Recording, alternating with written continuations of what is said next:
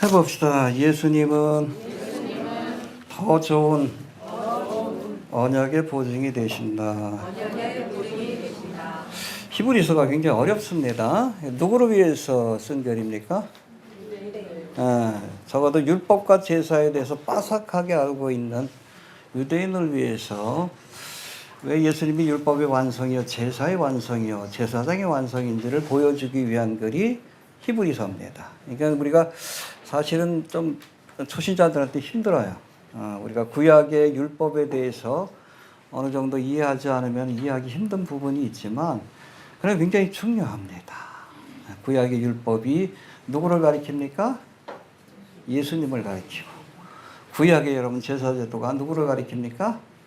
예수님을 가리키고, 구약의 선지자가 누구를 예언하고 있어요? 그래서 우리가 신약과 구약은 따로 떨어진 것이 아니라 구약은 메시아에 대한 약속이고 또 신약은 이 메시아께서 오셔서 이 땅에서 행한 일, 특별히 대속의 사역에 관해서 우리를 대신해서 십자가에 죽으심으로 우리가 죄사함 받고 하나님 나라에 들어갈 수 있는 길을 열어주신 그 대속의 사역뿐 아니라 초림의 사역에 해당이 되고 다시 오실 것을 약속하셨습니다. 해봅시다. 다시 오리라. 다시 오리라. 네, 다시 오십니다. 네. 알겠습니까? 그래서 우리가 초대교회를 종말론적 공동체라고 이렇게 얘기를 합니다. 다시 오실 것이라는 약속을 붙들고 살아가는 성도들이에요. 그래서 우리 성도들은 장망성이라고 하신 또 언젠가 부르시면 떠나야 할 세상 나라에 대한 미련을 좀 우리가 좀 정리하고 하나님 나라를 소망하는 그런 믿음으로 살아야 합니다. 그래서 나그네와 행인과 같은 너희를 권한다. 우리는 나그네예요. 해봅시다. 나그네와 행인과 같은. 그걸 알아야지. 인생이 무엇인지 본질적으로 깨달아야 비로소 우리가 헛된 것에, 솔로몬이 그랬잖아. 세상의 부귀영화를 추구하는 삶이 헛되다고. 마음을 빼앗기지 않고 참된 것에 마음을 두고 살아갈 수 있는 지혜를 얻게 된다. 지혜를 얻을 수 있게 되길 바랍니다. 알겠습니까?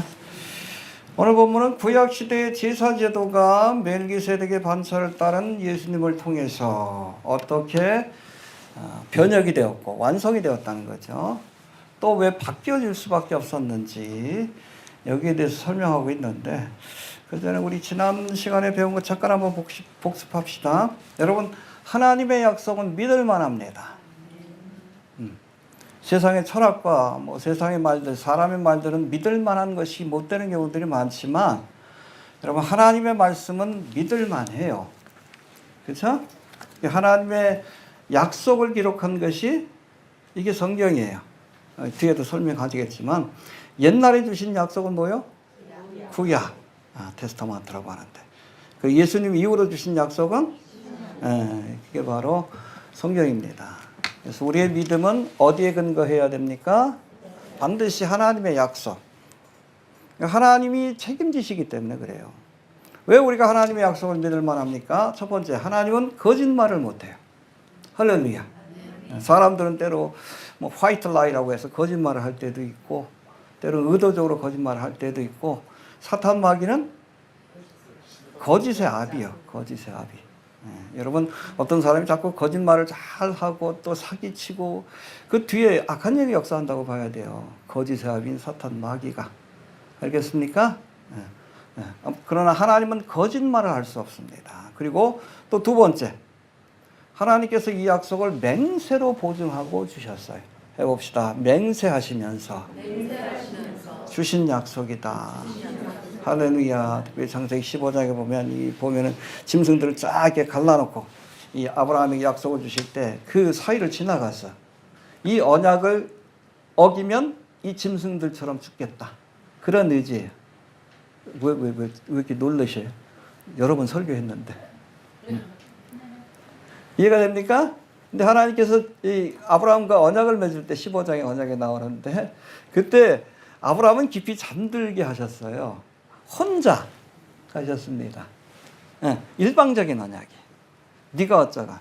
저 이스라엘이 요즘 골치 아프잖아. 하는 짓들 보면 조금 좀 문제가 되지만 그럼에도 불구하고 하나님이 이스라엘에게 주신 약속은 일방적인 약속이기 때문에 이스라엘이 이러면 주시겠다는 게 아니라 아브라함이 주신 약속은 상관없이 하나님께서 내가 일방적으로 이 언약을 지키겠다라고 하면서 주신 약속이기 때문에, 물론 조건적인 약속도 있습니다. 율법으로 넘어가면 일방적인 약속이기 때문에, 그래서 하나님께서 이스라엘 끝까지 붙들고 계시는 것이고, 그 약속에 의지해서 지금 하는 법은 굉장히 좀 그렇잖아. 문제가 많잖아.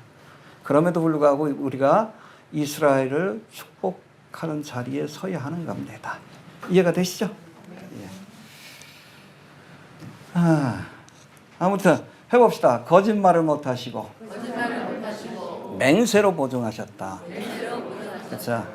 마치 그냥 중동의 그 언약처럼 이 말을 어기면 내가 죽겠다. 뭐 하나님 돌아가신 건 아니지만 일방적으로 맹세하며 주신 약속이기 때문에 하나님의 약속은 trustworthy, 믿을만합니다.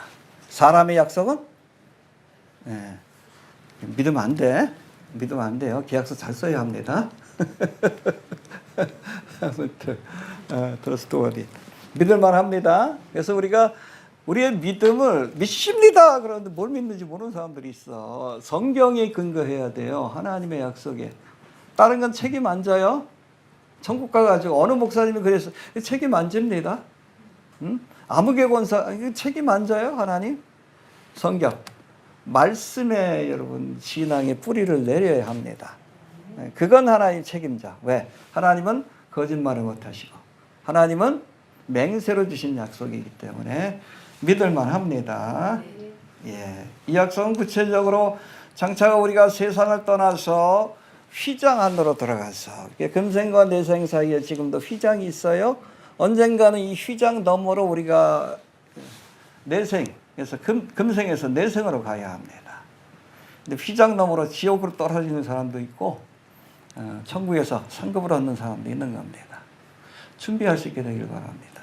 제가 늘 얘기하잖아요. 왜 예수 믿어? 잘 죽으려고.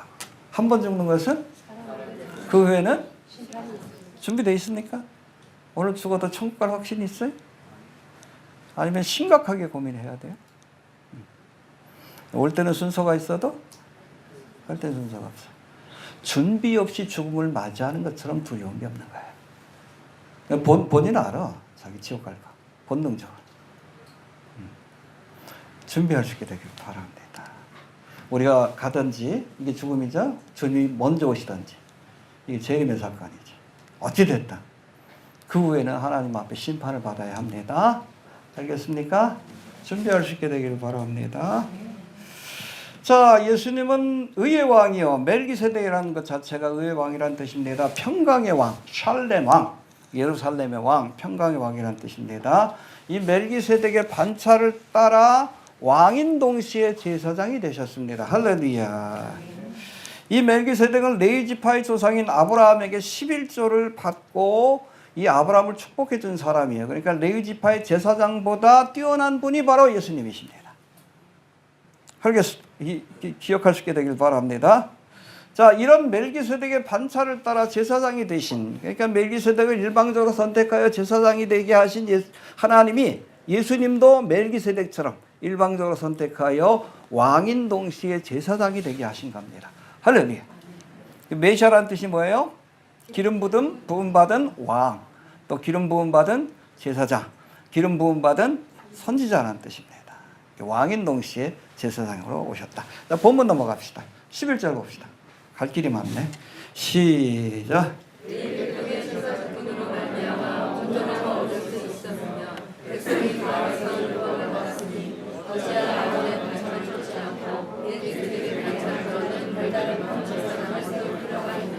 예, 레위 계통의 제사 직분으로 말미암아 온전함을 얻으셨으면, 이것이 온전했다면 텔레이오시스라고 되어 있는데 테텔레스타이도 뭐 요거하고 같아요. 어근이.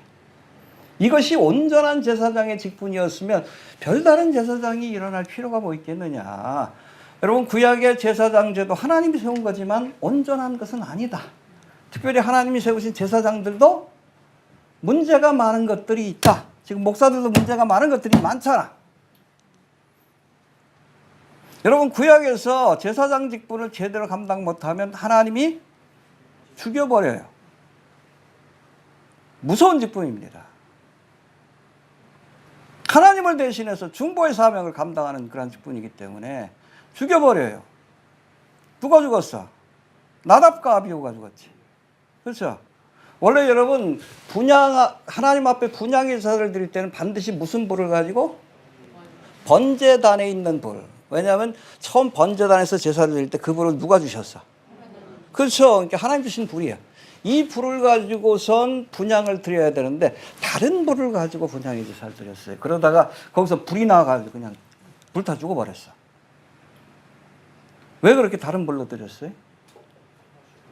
성경에 안 나와. 그러나 그 뒤에 그 사건이 있은 뒤 하나님이 명령합니다. 제사장은 술 먹지 말아라.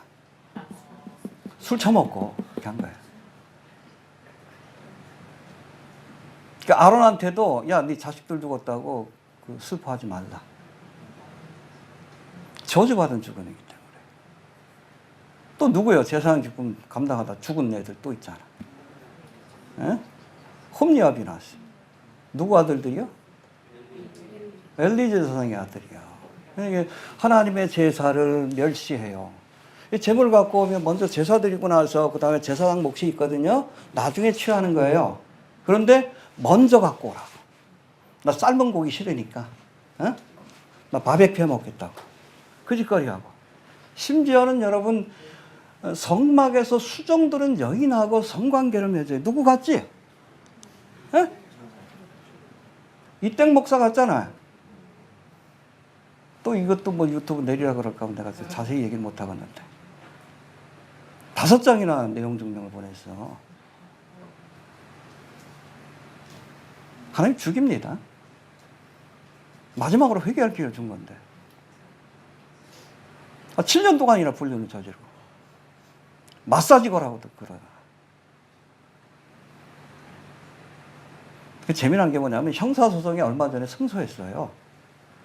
그러니까 그 증거를 갖고 있는 사람이 증거를 제대로 제출을 못한 거야. 또 박모라는 목사인데 이름이 잘 기억이 안 나는데. 그러니까 그걸로 끝났으면은 누구도 얘기를 못 합니다. 왜냐하면 그 판례가 나왔으니까. 그런데 미련해가지고 이땡 목사가 미련해가 민사를 다시 걸었어. 1억 5천. 왜냐면 합의금 준 게 1억 5천이거든 이 여자한테. 그게 아깝던지 민사를 걸었는데 민사에서는 그 자료 갖고 있던 목사, 그 보도했던 목사가 이번에는 뭐 제대로 준비한 거야. 자료 제출하니까 민사 재판한 그 재판관이 이거는 충분히 소명됐다. 이게 나버린 거야. 미련한 거지, 그렇죠? 하나님 미련하게 하신 거예요.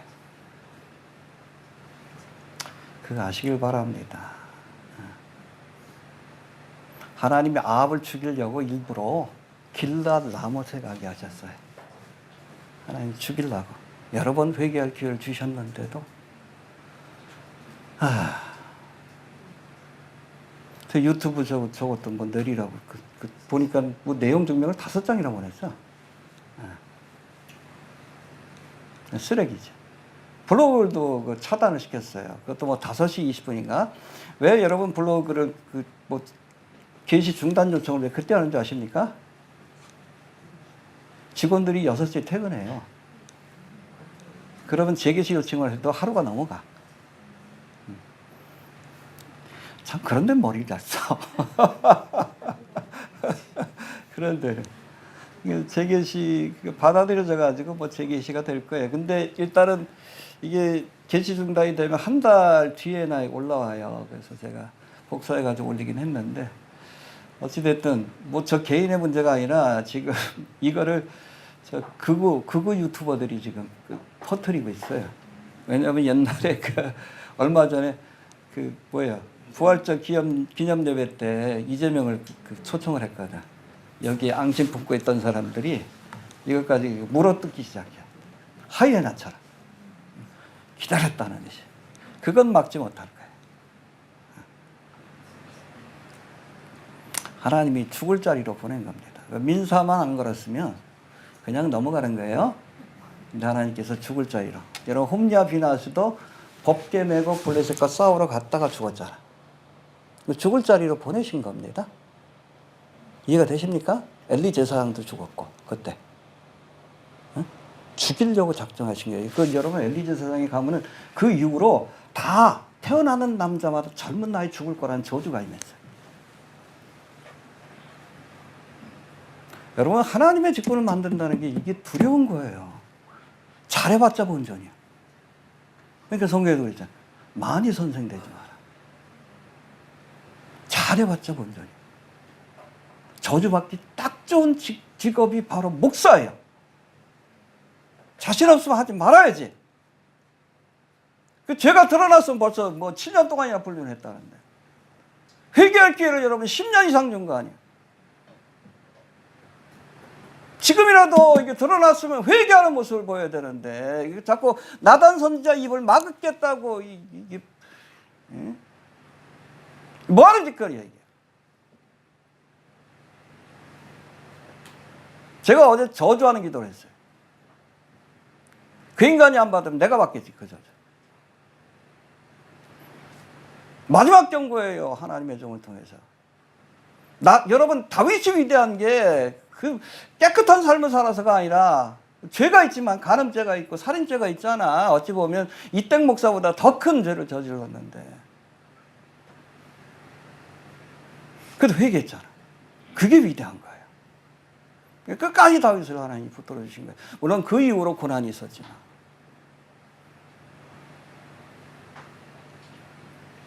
이처럼 여러분 구약의 제사장들은 불완전한 존재입니다.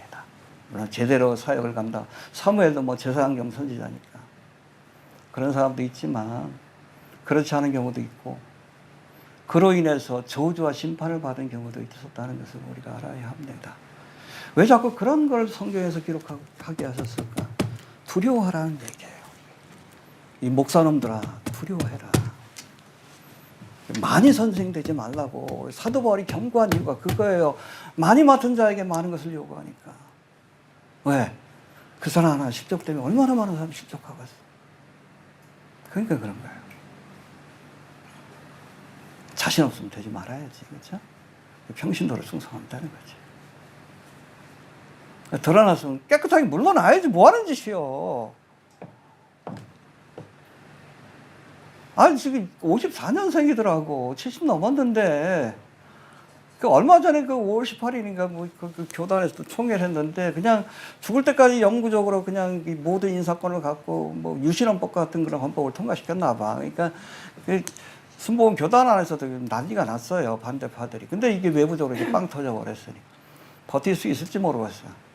제가 보기 힘들 것 같은데. 버텨도 하나님 치실 것 같아요. 제가 그랬잖아요. 은혜 받는다고 다 구원 받는 거 아니에요? 여러분 발람이 얼마나 위대한 예언을 남겼습니까? 하나님 죽여버렸어요. 가룟 유다가 12제자 가운데 하나였는데 자살도 끝났잖아. 지옥 간 거예요. 은혜 받는다고 여러분 다 구원 받는 거 아니에요. 성령 충만 받고 목사가 돼서도 여러분 하나님 앞에 바로 서지 못하면 죽이십니다. 구원받기 위한 전제 조건이 은혜지만 이거를 구원의 기회로 선용하지 못한 자들은 하나님의 무서운 심판을 받게 된다는 거. 특별히 직분자에게 하나님께서 준엄하게. 저도 두려워요. 두려워요.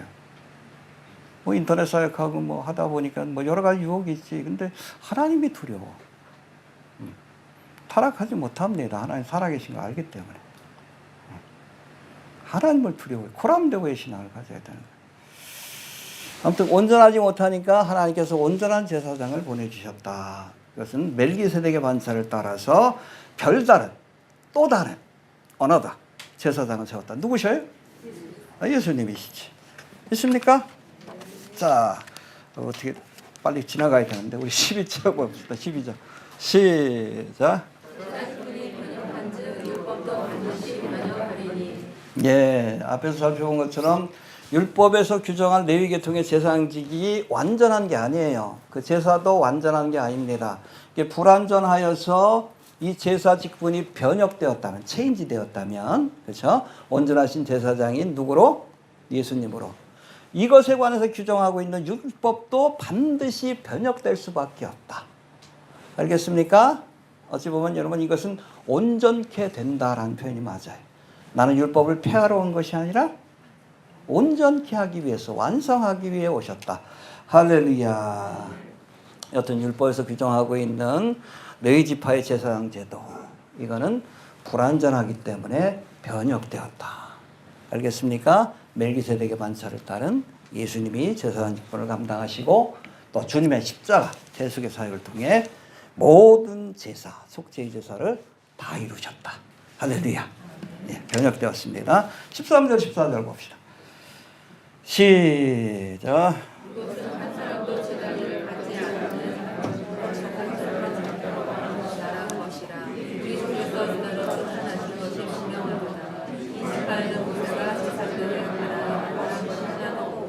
네, 여러분 그 율법에서는 반드시 제사장이 되려면 어느 지파? 레위 지파. 그러니까 유월절 사건이 장자는 다 누구 거예요? 하나님의 것이. 그러니까 야 너희들 그냥 장자들 다 바치지 말고 아예 한 지파를 하나님 앞에 드려라. 그게 레위 지파입니다. 그 레위 지파 가운데서도 레위 지파가 뭐 성전을 이렇게 하고 뭐 성가대도 하고 여러 가지 일들을 하지만 특별히 제사를 관장하는 건 레위 지파 가운데서도 누구의 우선? 아론의 후손들, 아론의 반열들. 이게 솔로몬 시대 때는 그것이 나중에 사독계열로 이렇게 통합이 돼요. 막심 선교사가 사독계열입니다. 사독계열, 제사장 가문이.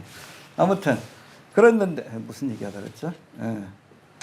반드시 레위 지파여야만 합니다. 근데 예수님은 무슨 지파예요? 유다 지파.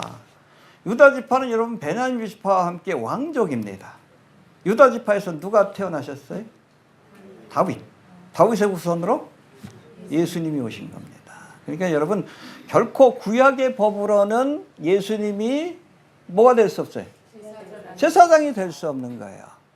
그러니까 율법 이전의 법으로 멜기세덱의 반차를 쫓아서 제사장이 되신 겁니다.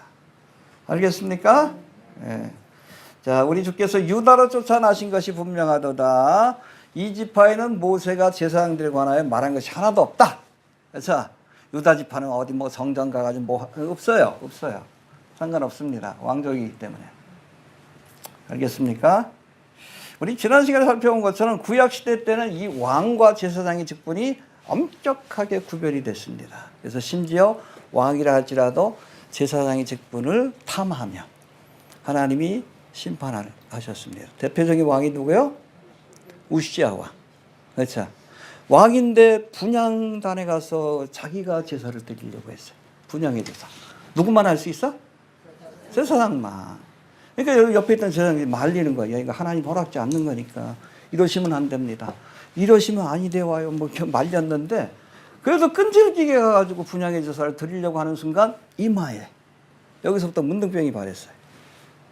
그러니 문둥병으로 죽습니다. 이 왕실에도 묻히지 못했어요. 저주로 가는 삶을 삽니다. 왜 이마라 그랬죠? 여기 대제사장이 명패를 붙여요. 여호와께 성결. 여기서부터 탁 치신 거예요. 결국에는 여러분 이사야가 우시아 왕 때, 원래 제사장 출신인데 우시아 왕 때 이 우시아 왕이 초반기에는 그 개혁 정책을 펼쳐가지고 하나님 기뻐하시는 일들을 많이 했어요. 나중에 그렇게 비참하게 죽었지. 우시아 왕이 죽었다는 소식을 듣고 통곡하며 성전에서 기도하다가 선지자의 길을 간 거예요. 우시아 왕이 죽던 해에. 그게 그겁니다. 여튼 이렇게 완벽하게 구분이 되어 있었지만 여러분 그 전에 아브라함을 축복했던 멜기세덱은 살렘 왕인 동시에, 예루살렘의 왕인 동시에 하나님의 제사장으로 소개합니다. 할렐루야. 해봅시다. 왕인 동시에 제사장이다. 그래서 예수님은 유다 지파로서 왕족이에요. 그 동시에 여러분 레위 지파 율법으로는 제사장이 될 수 없지만 멜기세덱의 반차를 쫓아서 멜기세덱처럼 하나님이 일방적으로 택하여 세우신 제사장이다. 왕인 동시에 제사장이다. 그 얘기도 했죠. 천년왕국의 성전은 에스겔 40장부터 쭉 나오는데 이 굉장히 규모가 크다고. 이건 제사를 목적으로 한 것이 아니라 제사 플러스 뭐예요? 성전 플러스 궁전의 역할을 하기 때문에 굉장히 규모가 큽니다. 그런 의미가 있다는 것을 기억할 수 있게 되길 바랍니다. 자, 15절 봅시다. 시작.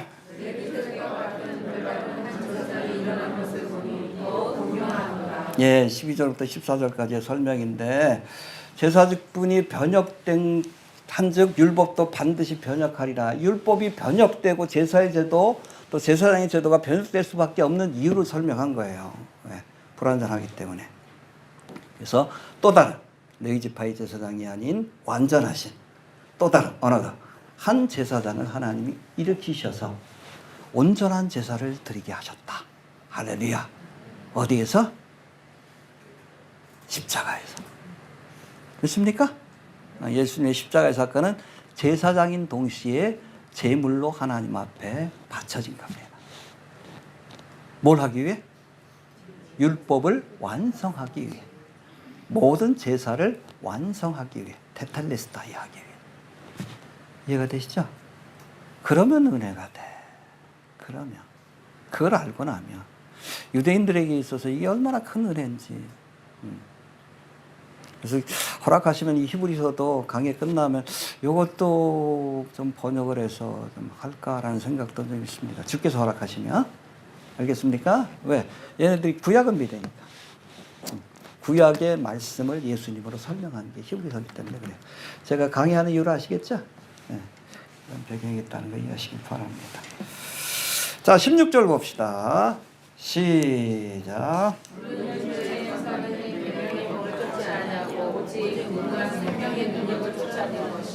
예, 별다른 한 제사장 누구예요? 멜기세덱과 같은 15절에 나오죠. 누구예요? 예수님. 예수님은 육체에 상관된 계명의 법을 쫓지 아니하고 이게 뭐예요? 육체에 상관된 계명의 법. 이건 율법입니다. 율법에서 규정하고 있는 제사장의 그 기준에서 제사장이 된 게 아니라는 뜻이에요. 육체에 상관된. 그래서 여러분 구약에 보면 이 제사장이 될 수 있는 조건들이 쭉 나옵니다. 근데 그거는 육체에 관계된 거예요.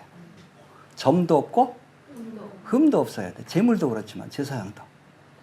알겠습니까? 좀 몸에 문제가 있으면 제사장 못 돼요. 특별히 제사장은. 알겠습니까?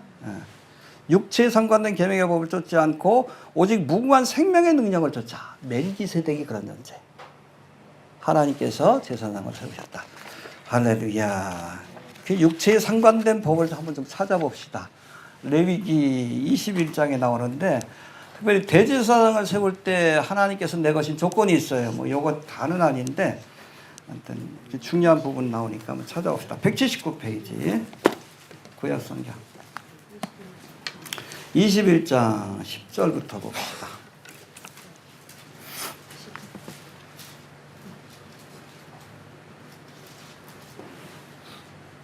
자, 10절부터 봅시다. 179페이지.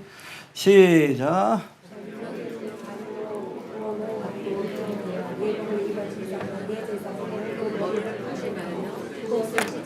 예, 이 대제사장을 세울 때도 선지자와 왕을 세울 때처럼 머리에 기름을 붓습니다. 하나님의 은혜, 성령을 상징합니다. 예복을 입은 대제사장은 그 머리를 풀지 말고 산발하지 말라는 얘기예요. 옷을 찢지 마라. 이게 뭐예요? 애통할 때 이렇게 하는 겁니다. 그걸 못하게 하십니다.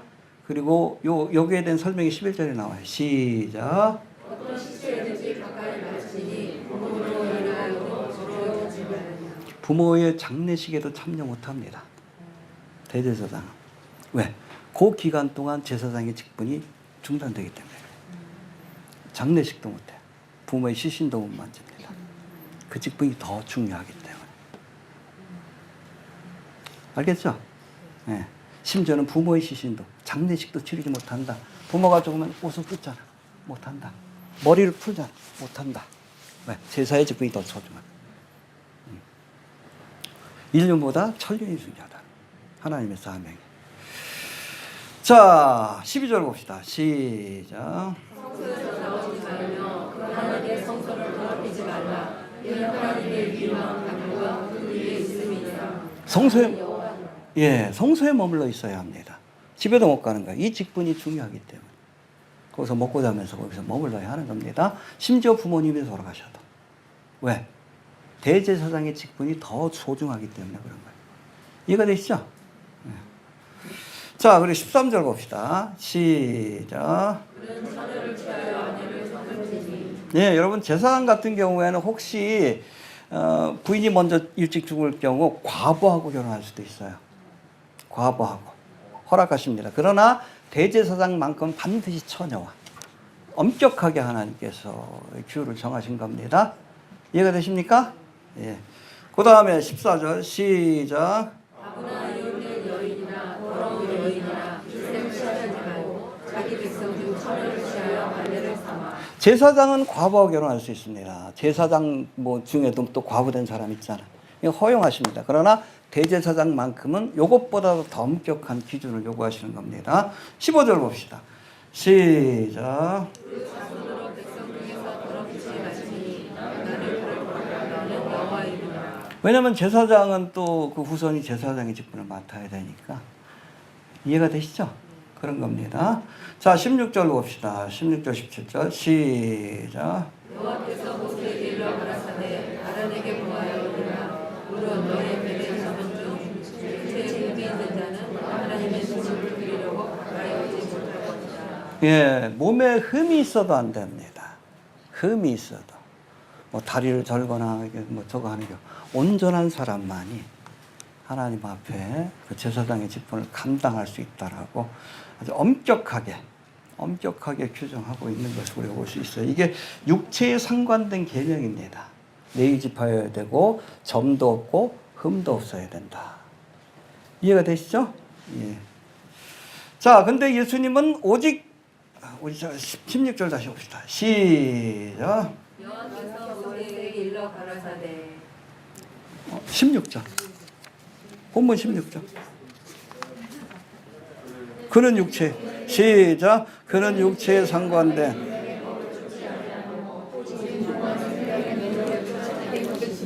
예. 아무튼 육체에 상관된 게 읽어봤죠? 내 얘기 아니에요. 그 다음에 오직 무궁한 생명의 능력을 쫓아. 이건 멜기세덱을 쫓아 됐다는 건데 왜 이렇게 표현하는가? 우리 3절에 나와 있어요. 멜기세덱이 어떤 사람입니까? 3절 봅시다. 3절. 시작. 나비도 없고 어미도 없고 족보도 없고 시작하는 날도 없고 생명의 것도 없어 하나님 앞에가 방불하여 항상 제사장을 믿는. 예, 이런 무궁이 어찌 보면 멜기세덱을 그래서 크리스토퍼니라고 합니다. 구약에 나타난 성육신 하기 전에 예수님으로 이렇게 보기도 해요. 뭐 족보도 없고 생명의 시작도 없고 끝도 없고 예수님 같잖아요. 그렇죠? 그런 분이다. 그렇기 때문에 영원한 제사장이 될 수 있다. 할렐루야. 뭐 뒤에도 나오지만 레위지파의 제사장은 죽으니까 계속 갈리는 거예요. 그렇죠?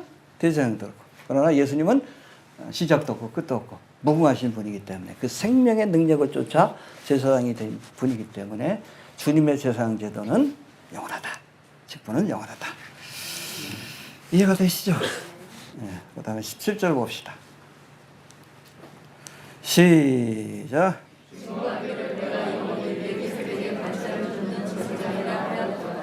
예, 이게 어디 나오죠? 증거하기를. 어디 나와요? 시편 110편 4절.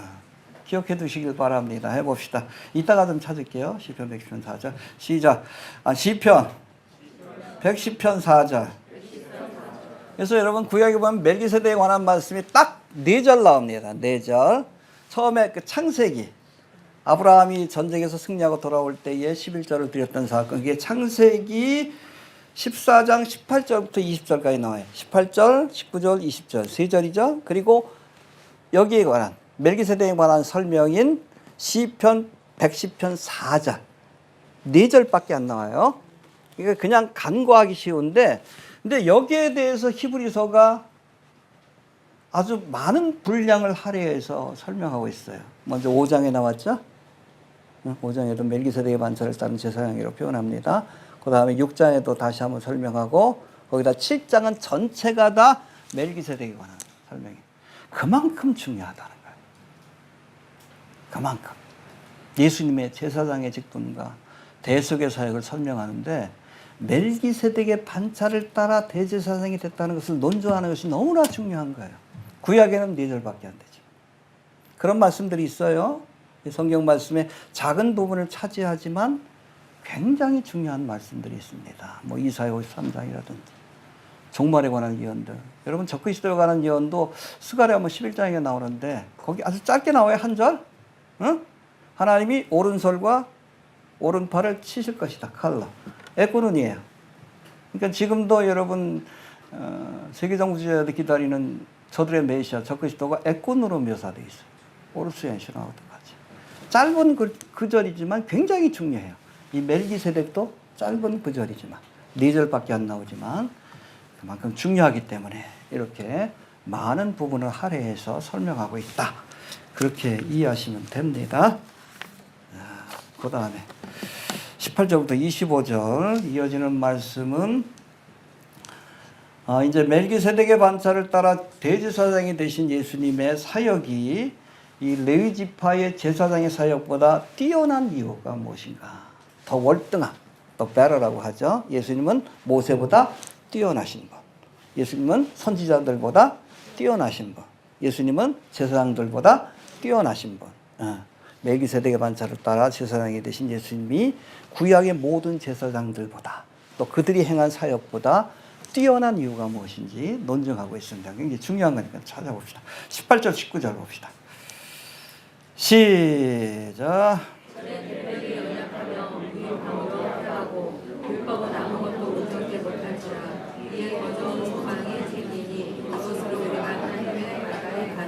네, 전액 계명, 그렇죠? 레위 지파의 제사장을 규정한 계명, 그리고 제사의 제도를 한 5가지 제사가 있는데 규정한 이 모든 것들이 연약하고 무익해서 하나님께서 폐하셨다. 그리고 더 좋은 소망, 예수 그리스도를 통해서 완벽한 대속의 사역을 이루게 하셨다. 할렐루야. 그겁니다. 해봅시다. 연약하며 무익함으로. 그래서 연약하다는 뜻이 헬라어 아스데네스인데 이건 병든 연약한 힘없는 율법이 연약하다는 뜻이라기보다는 율법을 지키는데 우리가 너무나 연약하다. 온전히 지킬 수 있어요?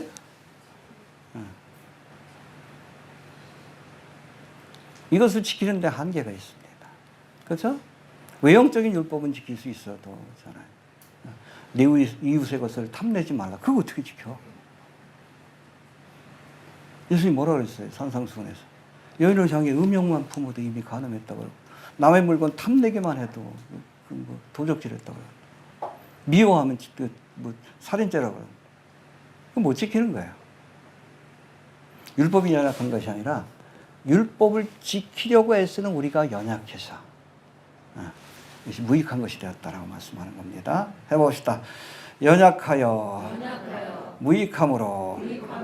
예, 무익함으로에 해당되는 헬라어는 아노펠레스인데 useless, 쓸모없다 뭐 그런 뜻인데 율법이 단지 사람의 외형적인 모습만을 정결케 할 뿐, 그렇죠? 겉은 깨끗하게 할 수는 있지만 그래서 거룩하게 보이게 할 수는 있어요.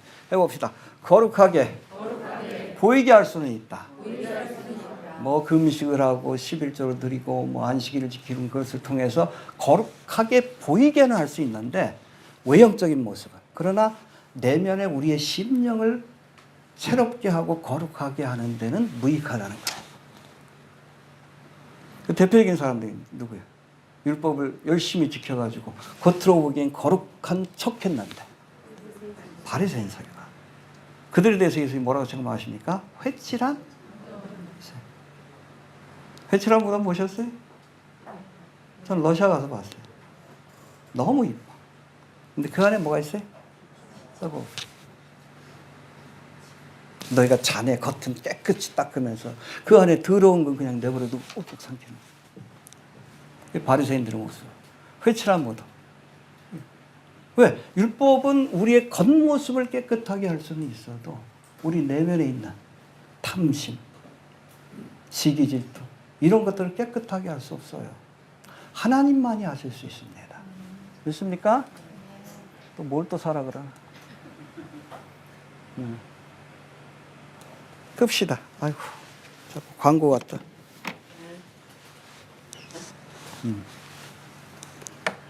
알겠습니까? 네. 자, 연약하고 무익하여 아무것도 온전케 못하기에 하나님이 우리에게 우리가 하나님께 가까이 갈 수 있는 더 좋은 소망을 주셨다. 할렐루야. 율법을 지킴으로 하나님 앞에 가는 것이 아니라 제사장들이 드린 제사를 통해서 하나님 앞에 가는 것이 아니라 더 좋은 소망. 멜기세덱의 반차를 통해서 제대사장 오신 예수님을 통해서 이루신 뭐예요? 구원의 소망입니다. 할렐루야. 더 좋은 소망을 우리에게 갖게 하셨다라고 말씀합니다. 믿습니까?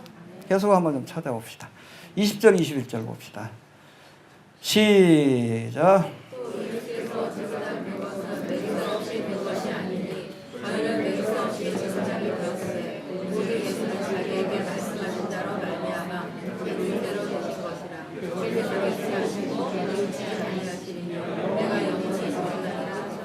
여러분, 레위지파의 제사장은 그냥 레위지파로 태어났으면, 제사장 반열로 태어났으면 자동적으로 승계가 되는 겁니다. 뭐 특별히 무슨 그 큰 죄가 있다거나 아니면은 뭐 그 흠이 있다거나 점이 있다거나 그렇지만 않으면 자동적으로 제사장이 될 수 있는 거예요. 알겠습니까? 근데 예수님은 제사장이 될 때 맹세로 제사장이 되었다. 할렐루야. 그 근거로 뭘 듭니까? 저희는 맹세 없이 제사장이 되었을 때 오직 예수는 자기에게 말씀하신 자로 말미암아 맹세를 된 것이라 주께서 맹세하시고. 이게 어디 나와요? 뉘우치지 아니하시리니 주께서 맹세하시고. 이게 바로 시편 110편 4절의 말씀을 인용한 겁니다.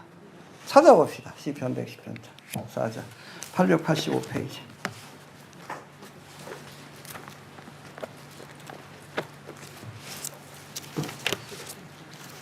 시편 110편 885페이지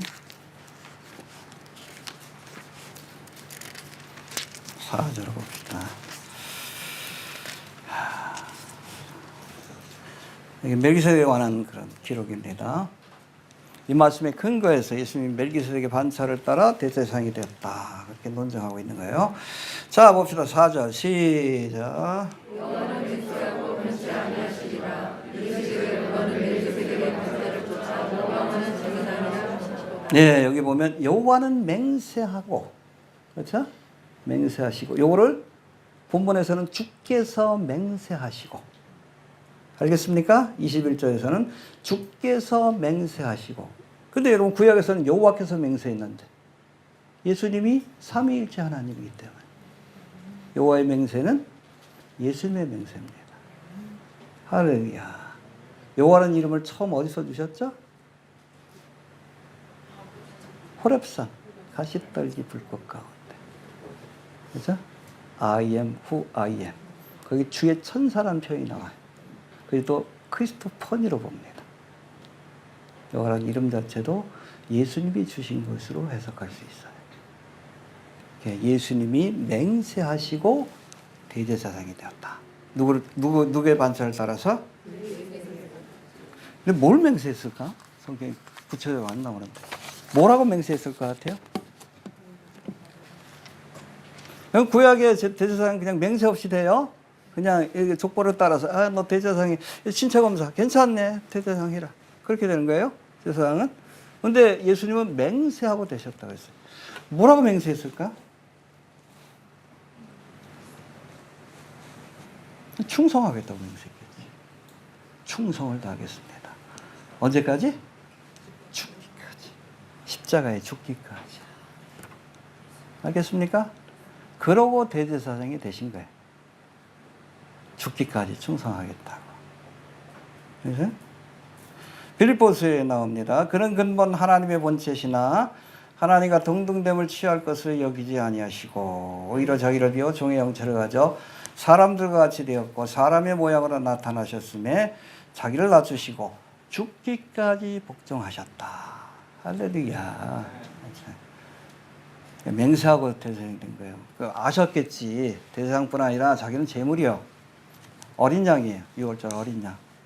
염키풀에 드리는 여러분 어린 양인 걸 아니까 죽기까지 이 사역에 충성하겠습니다라고 맹세하고 대제사장이 되셔서 테텔레스타 그 사역을 완성하신 겁니다.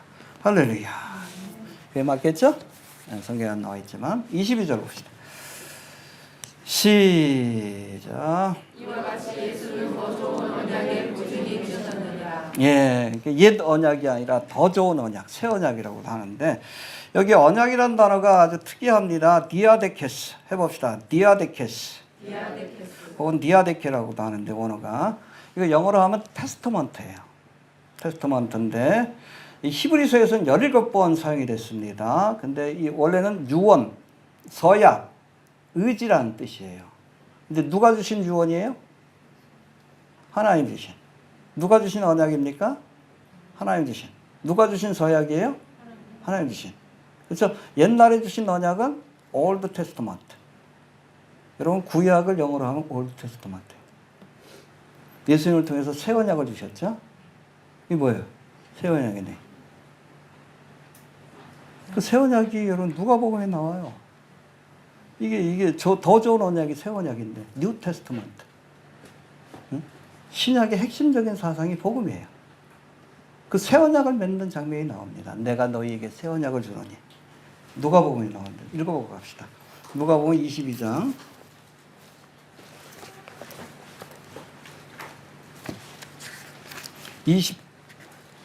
19절부터 봅시다. 22장 언약을 맺는 장면이 나옵니다. 제자들하고 십자가를 지시기 전에 20절 19절부터 봅시다. 19절. 자 봅시다. 여기 새 언약이라는 말씀이 나옵니다. 이게 더 좋은 언약입니다. 시작. 이것은 너희를 위하여 주는 내 몸이라. 너희가 이를 통하여 나를 경험하시고 저녁 먹은 후에 그들로 이어서는 가라사대 성인자의 대로 성령의 언약이니 우리 너희를 위하여 묻는 것이다. 할렐루야. 옛 언약이 불완전하니까 제자들과 새 언약을 맺습니다. 교회와. 이게 뭐예요? 예수님의 떡과 살과 피, 십자가를 통해서 구속의 은혜를 주시겠다는 그게 더 좋은 언약이고 새 언약입니다. 뉴 테스터먼트. 그게 바로 성경이에요. 신약 성경이에요. 이해가 되시죠? 이게 더 좋은 언약입니다. 구약의 언약은 불완전한 것. 그래서 패하십니다. 새 언약. 온전한 언약을 뉴 테스트먼트 우리와 맺으신 겁니다. 할렐루야. 자 23절 24절 봅시다. 새 언약의 내용 시작. 죽음을 인하여 항상 잊지 못하기로되 예수는 영원히 계심으로 그 제사 지금도 가리지 아니하나니. 예, 예수님을 통해 주신 새 언약이 왜 더 좋은 언약인지 구약의 언약에 비해서 설명하고 있어요. 첫 번째 뭡니까? 저희 제사장단자의 수요가 많은 것은 죽음을 인하여 항상 잊지 못함이로되. 그렇잖아요. 죽으니까 계속 새로운 제사장을 세워야지. 그러니까 여러분 유대 역사가 요세푸스가 유대 역사 첫 번째 제사장이 누구죠? 아론이에요. 아론이 맞나? 아무튼 대제사장이 첫 번째 대제사장이 아론. 그리고 마지막 대제사장은 잘 모르겠어. 또 예수님 당시에 그 제사장일 거예요 아마. AD 70년에 저거 했으니까 끝났으니까. 그때까지 그 이스라엘에서 일어난 대제사장이 몇 명이나 될 것 같아요? 이스라엘 역사 속에서 대충 위아래 해줄게요. 대충 70 위, 90 아래, 위에, 아래 83이에요. 83명. 83명입니다. 아론부터 AD 70년. 그때 제사가 끝났으니까 일어난 대제사장이 세움받은 대제사장이 여러분 83명이고 그 외에 대제사장 뭐 대표하는 거니까 그 제사장 숫자로 따지면 기하급수적이지. 근데 이게 오래 지속되지 못해요. 왜? 죽으니까. 근데 예수님은 영원히 계신 분입니다. 알파와 어제나 오늘이나 영원토록 계신 분입니다. 그러니까 제사장의 직분도 갈리지 않습니다. 할렐루야. 이게 더 좋은 언약이라는 거예요. 이해가 되시죠?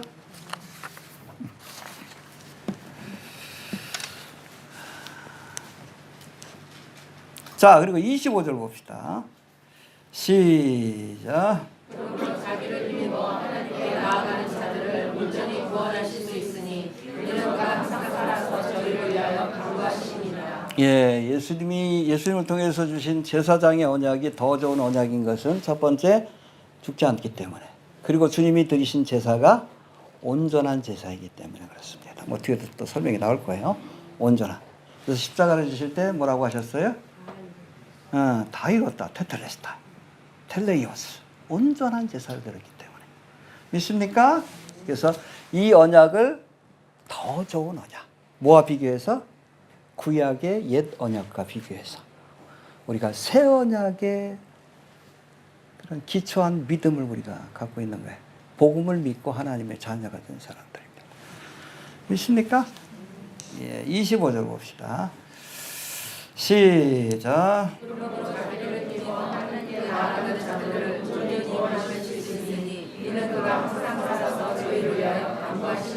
예, 제사장도 온전한 제사장. 그죠? 그리고 예수님이 드린 제사도 테텔레스타이, 온전한 제사입니다. 그렇기 때문에 우리를 온전히 구원할 수 있다는 겁니다. 할렐루야. 됐습니까? 또 두 번째 뭐예요? 자기를 힘입어 하나님께 나아가는 자들을 온전히 구원할 수 있다. 온전한 중보자가 되셨다는 뜻입니다. 온전히 구원합니다. 예수님의 복음만 필요한 거예요. 십자가의 도만 믿으면 되는 겁니다. 제사를 반복할 필요도 없어요. 날마다 반복할 필요가 없어요. 왜? 예수님의 제사가 테텔레스타이, 온전한 제사이기 때문에. 그리고 항상 살아서, 그렇죠? 십자가에서 대속의 사역을 완성하시고 사흘 만에 부활하시고 승천하셔서 지금 어디 계십니까? 하나님 보좌 우편에서 뭐 하셔요? 우리를 위해서 간구하십니다. 로마서 8장 34절에 나오는데, 누가 정죄하리요? 죽으실 뿐 아니라 다시 살아나신 이는 그리스도 예수시니 그는 하나님 우편에 계신 자요. 그렇죠? 지금 하나님 우편에 계셔요. 우리를 위하여 간구하시느니라. 해봅시다. 간구하시느니라.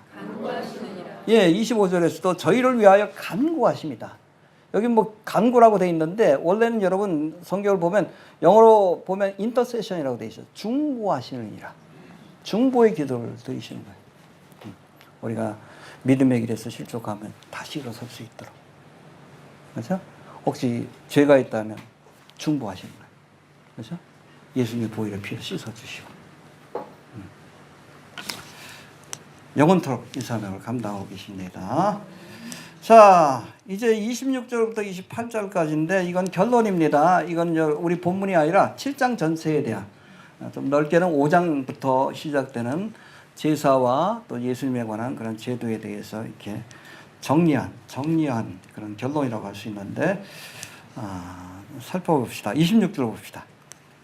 시작. 이러한 제사장은 우리를 합당하니 거룩하고 다름이 없고 더러움이 없고 제1에게서 떠나게 되시고 하늘보다 높이 계시더라.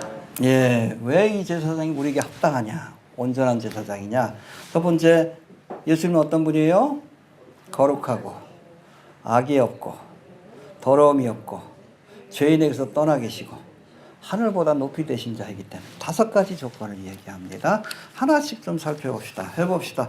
거룩하고. 예, 뭐 그대로입니다. 호시리스라고 되어 있는데, 내가 거룩하니? 그렇죠. 대제사장은 이 팻말에다 뭘 새긴다고요? 여호와께 거룩. 거룩하지 않으면 죽입니다. 홈리와 비나스처럼, 나답과 아비오처럼. 여호와께 거룩. 그래서 여러분, 목회자의 자격 첫 번째가 뭡니까? 거룩. 적어도 도덕적으로 거룩해야 돼. 진리를 범했으면 내려와야 돼. 그 계속 붙들고 있죠? 하나님 죽이십니다. 죄 지을 수 있지. 회개하면 돼요. 뭐 구하라고 상관없어. 그러나 거룩해야 될 성직을 맡고선 그랬다면 내려와야 되는 거예요. 내려와야 돼. 왕도 내려올 필요 없어. 그러나 제사장은 내려와야 돼. 아니면 하나님이 직접 선보입니다. 들으려나 모르겠어? 이땡땡 목사가? 마지막으로 주신 경고인데. 입을 막으려고 그래. 나단 선지의 입을 막으려고 하잖아. 진노를 쌓고 있는 거야. 구약 봐봐요. 마지막에 선지자를 보내잖아. 마지막에. 선지자의 말을 듣지 않으면 하나님 죽이십니다. 그런 거예요. 이해가 되시죠? 거룩입니다. 그래서 성직이에요. 또 두 번째 뭐예요? 악이 없고 해봅시다. 악이 없고. 영어로 하암리스라고 되어 있는데 헬라어 아카코스입니다. 무지한, 흠없는, 순수한, 교활하지 않은 성격도 좋아야 돼요. 성격도 싸납거나 죄를 좋아하거나 그건 대제사장으로서의 자격이 안 됩니다. 알겠습니까? 그 다음에 세 번째는 뭡니까? undefiled 그런데 이건 죄를 의미합니다. 죄도 더럽혀지지 않아야 돼. 그래서 여러분 거룩하고 악이 없고 이건 뭐예요? 제물로 따지면 점이 없는 겁니다. 태어날 때부터 문제가 없어야 돼. 문제가 없어야 합니다. 싸나면 안 돼요. 그 염소는 안 되는 거예요. 싸나면 안 됩니다. 죄질 본성을 갖고 있으면 안 돼. 그 다음에 세 번째 더러움이 없고 이건 뭐예요? 흠이 없어야 돼. 그렇죠? 후천적인 부자격 조건입니다. 죄가 없어야 돼. 간음했다든지 불륜했다든지 흠이 있는 거예요. 제사장 자격이 없는 거예요. 내려와야지. 알겠습니까? 그리고 네 번째 조건은 요 앞에 것들을 요약한 겁니다. 네 번째 봅시다. 죄인에게서 떠나 계시고. 그렇죠. 죄인의 자리에 서지 말아야 한다는 겁니다. 죄로부터 멀어져야지 제사장이 될 수 있는 거고. 예수님이 그런 분이시죠. 그리고 마지막 다섯 번째 조건이 뭡니까? 해봅시다. 하늘보다 높이 되신 자라. 할렐루야. 근데 하늘보다 높이라는 단어가 헬라어로 휩셀로 테로스 톤 오라논인데 이건 하늘보다 높은 곳, 하나님의 보좌입니다. 이 땅에서 대속의 사역을 완성하시고 점과 흠이 없는 하나님의 제사장인 동시에 제물로서 십자가에서 테텔레스타이 제사를 완성하시고 지금은 어디에 계셔요? 하나님 보좌 우편에서 뭐 하십니까? 우리를 위하여 인터세션 간구하시는 중보하시는 사명을 감당하고 계신다. 알겠죠? 정리하는 겁니다. 우리가 배운 말씀들 27절 봅시다. 여기도 중요한 말씀이 나오는데 시작. 저가 저 백성을 먼저 자기 죄를 위하여 마음의 백성의 죄를 위하여 날마다 제사 드리는 것과 같이 할 것과 없으니 이는 저가 한 번에 자기를 들여 이루었습니다. 여러분 대제사장이 1년에 한 번씩 하나님이 계신 은혜의 보좌에 나갑니다. 법궤가 있는 거. 1년에 한 번밖에 못 들어가요. 어디죠? 지성소죠. 지성소. 그때도 뭘 갖고 가요? 피를 가지고 가는데 근데 이스라엘 백성의 죄를 대속하기 위한 피를 갖고 가기 전에 자기의 죄를 대속하기 위한 제사를 먼저 드려요. 그리고 나서 이스라엘 백성들을 위한 아사셀 양이라고 그러죠. 잡아가지고 그 피를 갖고 하나님 앞에 들어가는 겁니다.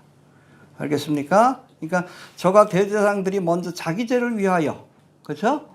이 제사를 드립니다. 그 다음에 백성의 죄를 위하여 날마다 여기는 뭐 매년이라고 이렇게 보면 돼. 속죄일 때 제사를 드린 것과 할 필요가 없다. 왜? 죄가 없으시니까 자기를 위해서 제사를 드릴 필요가 없고. 예수님은 점도 없고 흠도 없으시기 때문에 보라 세상 죄를 지고 가는 점과 흠이 있어서는 됩니다. 그리고 저가 단번에 자기를 드려.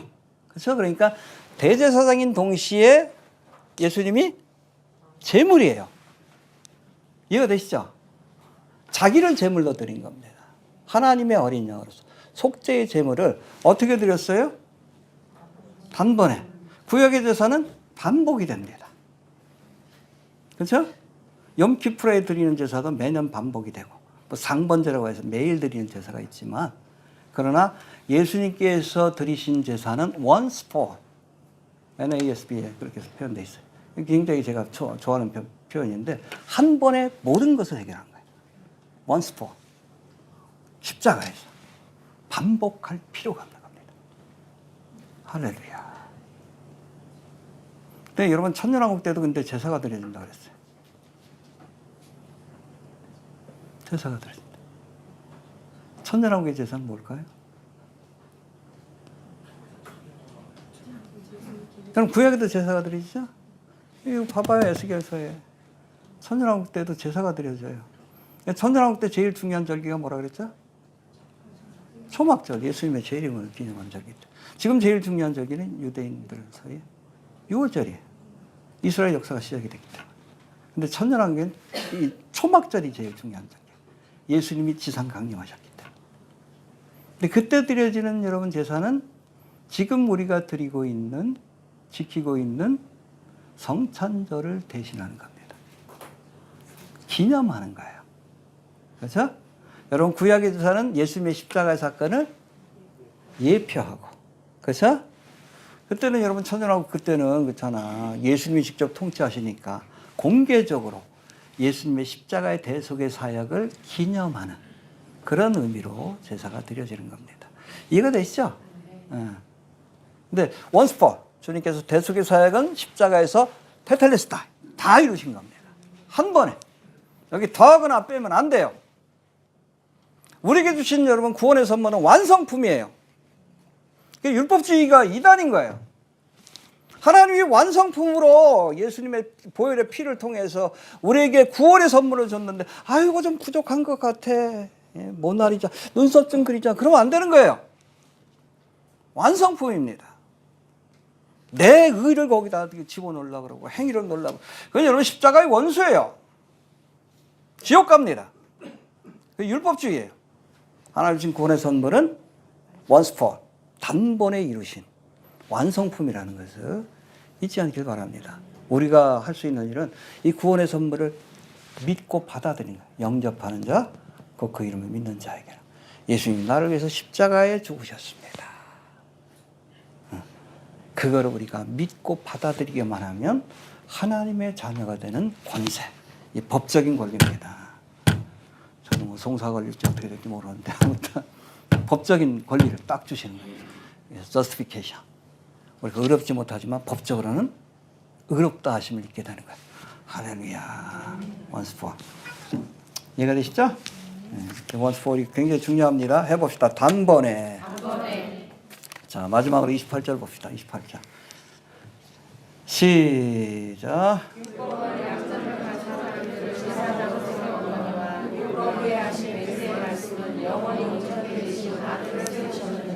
예, 요거는 뭐 26절부터 시작되는 말씀 가운데서도 여러분 28절의 말씀은 7장 전체를 요약한 것이다라고 보면 되는데 첫 번째 뭐라고 했습니까? 해봅시다. 율법은 약점을 가진 사람을 제사장으로 세웠거니와. 그렇죠? 구약의 제사장은 약점을 가진 사람, 죄 지을 수 있는 가능성이 있는 사람, 점과 흠이 있는 사람들 세웠지만 예수님은 온전하신 하나님의 아들이다. 완벽한 제사장이시다. 할렐루야. 또 두 번째, 레위 지파의 제사장은 여기 보니까 율법 후에 맹세의 말씀은 맹세 없이 제사장이 되었습니다. 그러나 예수님은 맹세하시고 그렇게 제사장이 되신 분입니다. 또 세 번째로 구약의 제사장은 죽을 수밖에 없는 사람들을 제사장으로 세웠지만 계속 제사장이 나와야 되는 거예요.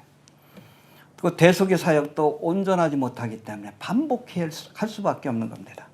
그러나 새 언약의 제사장인 예수님은 영원히 살아서 지금도 대속의 사역을 once for 단번에 이루실 뿐 아니라 지금도 하나님 보좌 우편에서 우리를 위해서 이렇게 충보하시는 분임을 믿으시길 바랍니다. 예. 이와 같이 예수는 더 좋은 언약의 보증이 되셨느니라. 그러므로 자기를 힘입어 하나님께 나아가는 자들을 온전히 구원하실 수 있으니 이는 그가 항상 살아서 저희를 위하여 간구하심이니라. 저가 저 대제사장들이 먼저 자기 죄를 위하여 다음에 백성의 죄를 위하여 날마다 제사 드리는 것과 같이 할 필요가 없으니 이는 저가 단번에 자기를 드려 이루셨음이니라. 율법은 약점을 가진 사람들을 제사장으로 세웠거니와 율법 후에 하신 맹세의 말씀은 영원히 온전케 되신 아들을 세우셨느니라. 대제사장이요. 또 속죄의 제물이기도 한 예수를 믿으면 구원받습니다. 주 예수를 믿으라. 할렐루야. 우리가 옛 언약을 온전히 지킬 수가 없어요. 그래서 주님께서 그 모든 여러분 옛 언약의 그 필요를 채워주셨습니다. 십자가를 통해. 믿기만 하면 됩니다. 예수 믿고 구원 받으시길 바랍니다. 주신 말씀 붙들고 기도합니다. 주여. 예단약이 주여 우리를 온전히 구원할 수